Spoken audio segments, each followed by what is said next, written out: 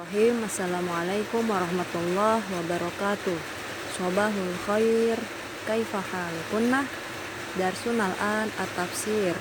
Al-yawm nahnu sanata'alam anis surah al-baqarah al-ayah mi'ah wa khamsata asyar. Qablaha sa'aqra'u lakunna awalan. A'udzu billahi minasyaitonir rajim. Bismillahirrahmanirrahim. Walillahil masyriq wal maghrib fa aynama tuwallu fatamma wajhullah innallaha wasi'un alim. Shadaqallahul azim. At-tafsir min hadhil ayah yakni dan milik Allah timur dan barat, kemanapun kamu menghadap di sanalah wajah Allah. Sungguh Allah maha luas lagi maha mengetahui. Tafsirul kalimat al-kalimah al-ula walillahi al-ma'na alam lil milkiha. Alam harful lam fi kalimati walillahi yakni artinya adalah lil milki atau kepemilikan. Jadi hanya Allah lah yang memiliki. Wal jaru wal majrur khobarun muqaddamun wa taqdimul khobar yufidul hasra wal ikhtisas.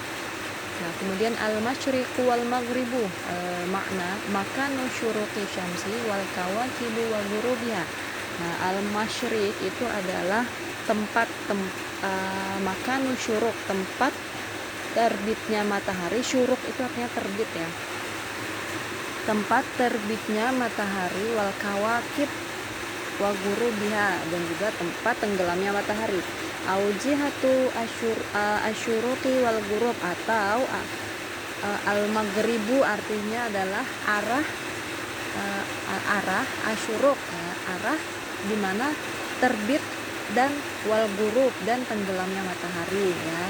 Jadi al-masyriq wal maghribu itu adalah tempat terbitnya matahari dan tempat tenggelamnya matahari. Wal muradu umumu milkihi ta'ala likulli aqtarid dunya wa jihatiha.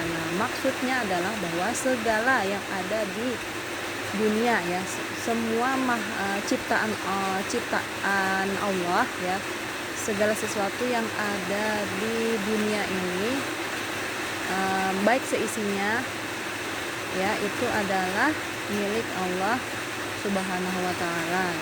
Kemudian fa aina matuwallu fa ila aina makanin tatajihun. Jadi kemanapun kamu menghadap.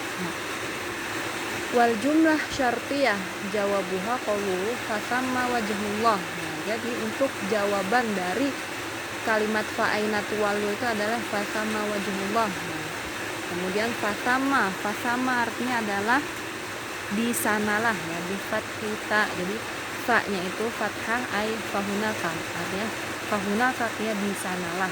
Wajhullah yakni anna amamakum wajhullah, bahwa sesungguhnya di depan atau di hadapan kalian itu adalah wajah Allah. Li'anna Allah qibala wajhil musalli, karena sesungguhnya ketika kita sholat, ketika seseorang itu sholat itu sedang menghadap Robnya atau menghadap Allah Subhanahu wa taala. Wa huwa ala arsyihi tabaraka wa ta'ala. Nah, sesungguhnya Allah itu berada di arsyihi.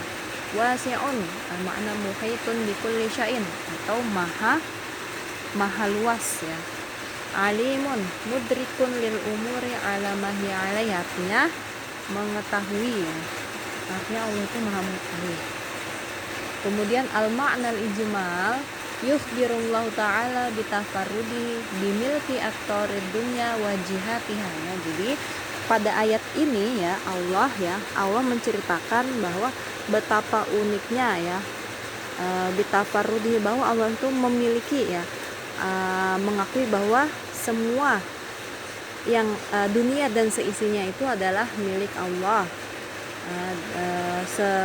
Bumi dan seisinya, semua negara dan wilayah-wilayah yang ada di dunia ini adalah milik Allah Subhanahu wa taala. Bimilkil masyriqi wal maghrib ya.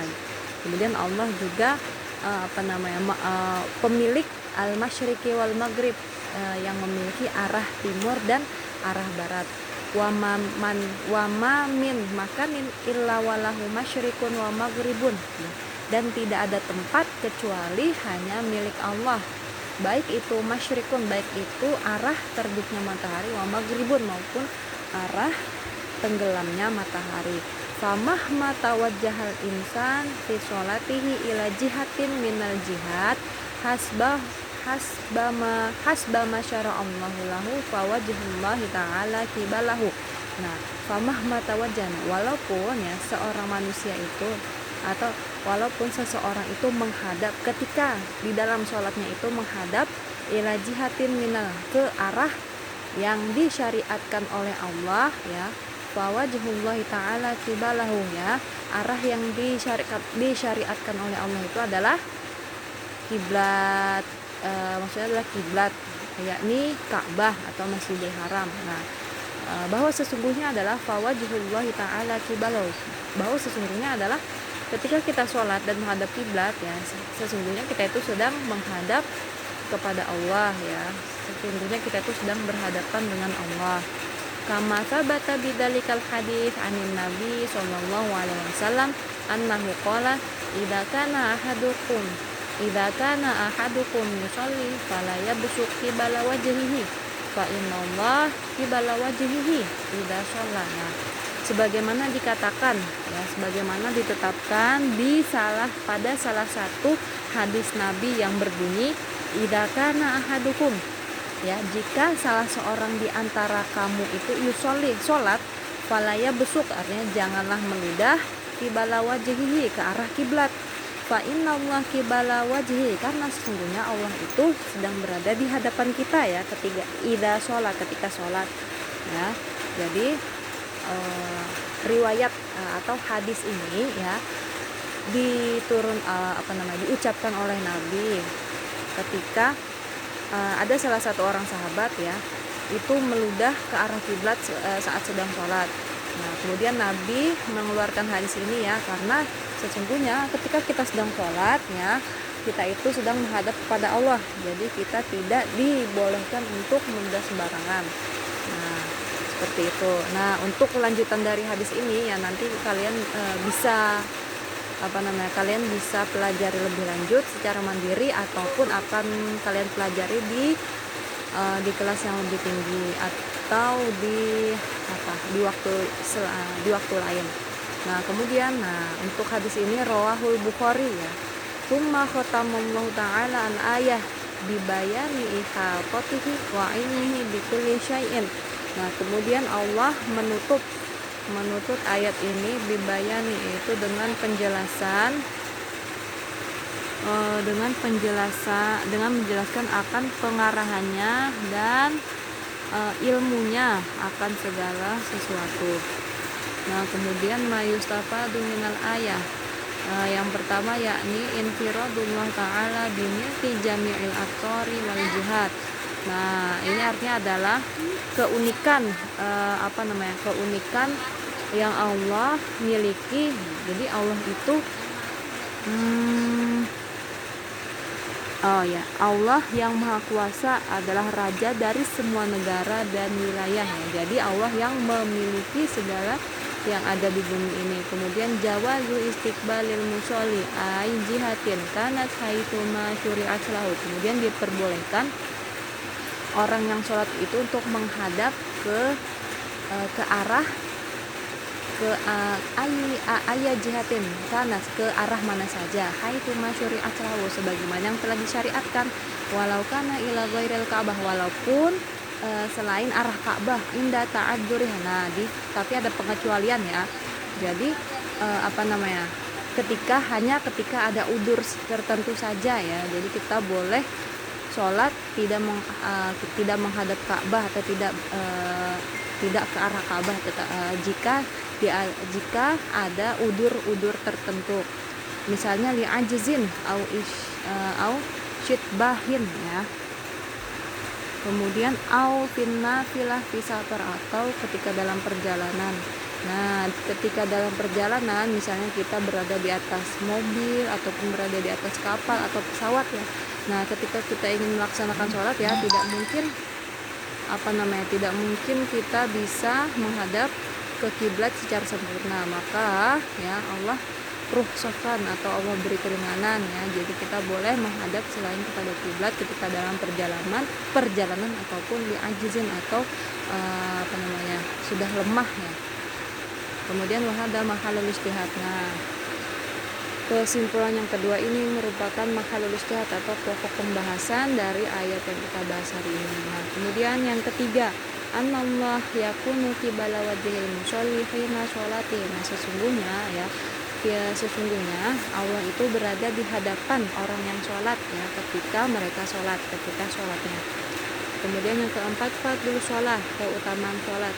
Li anna Allah Ta'ala yakunu fiha qibala wajhil musolli.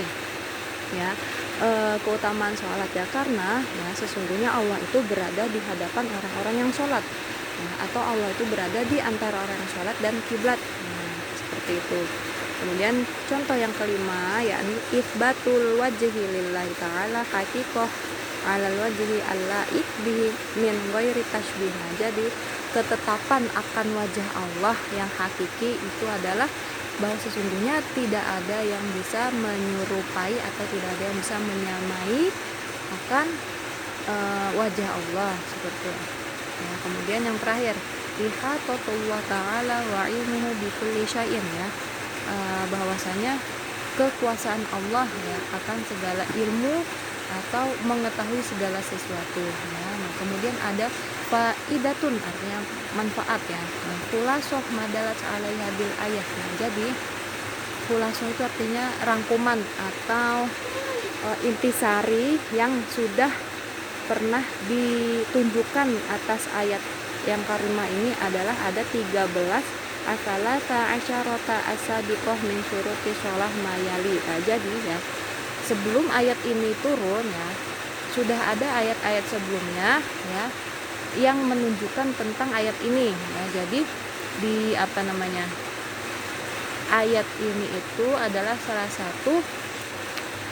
satu dari 13 ayat yang sudah diturunkan sebelumnya yang membahas tentang syurutus sholah mayali ya, sebagaimana berikut, yakni yang pertama adalah al-waktu fil ayah. Nah, jadi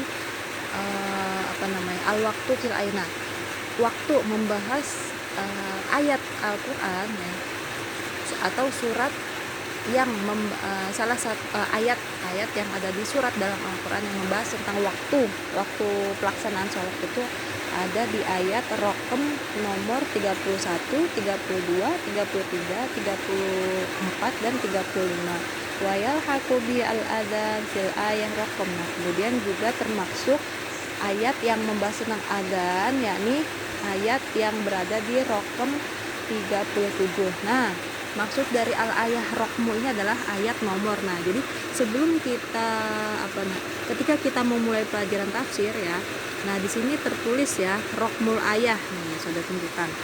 Nah, di sini ya tafsirul ayah rokmu. Nah, 43. Jadi semua ayat yang kita pelajari di pelajaran tafsir itu ada rokomnya ya. Jadi ini nomor ini yang dimaksudkan dari kesimpulan yang tadi kita bahas ya. Nah, kemudian ini ya, jadi untuk waktu sholat sendiri itu ada di 5 nomor ayat. Kemudian untuk adzan sendiri itu ada 1 ya, ini 5 ayat ini tentang adzan. Nah, kemudian untuk satrul aurah atau yang membahas tentang menutup aurat itu ada di ayat nomor 38, 39 dan 40. Nah, kemudian untuk yang toharatu makanil musolli walibasi wabadani fil ayah rokmu arba'in. Jadi ayat yang membahas tentang toharatu makan atau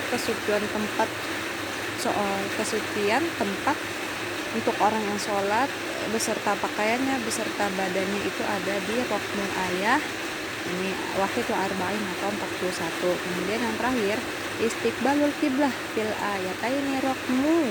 Nah, ifna wa arba'in wa salasa wa arba'in. Nah, yang terakhir adalah tentang menghadap kiblat ya.